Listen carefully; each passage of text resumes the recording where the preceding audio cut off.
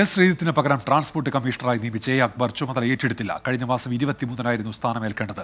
ഗതാഗത മന്ത്രിയോടുള്ള വിയോജിപ്പ് കാരണമാണ് എ അക്ബർ ചുമതല ഏറ്റെടുക്കാത്തത് എന്നാണ് സൂചന. ഇതോടെ KSRTC CMD പ്രമോദ് ശങ്കറിന് അധിക ചുമതല നൽകാനാണ് നീക്കം.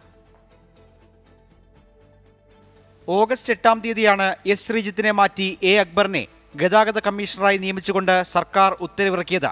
ഉത്തരവിറങ്ങി ഒരു മാസം പിന്നിട്ടിട്ടും അക്ബർ ഇതുവരെ ചുമതല ഏറ്റെടുത്തിട്ടില്ല. ഗതാഗത മന്ത്രിയോടുള്ള അതൃപ്തിയും ഗതാഗത കമ്മീഷണർ സ്ഥാനത്തോടുള്ള താൽപര്യക്കുറവും കാരണമാണ് അക്ബർ ചുമതല ഏറ്റെടുക്കാത്തതെന്നാണ് സൂചന.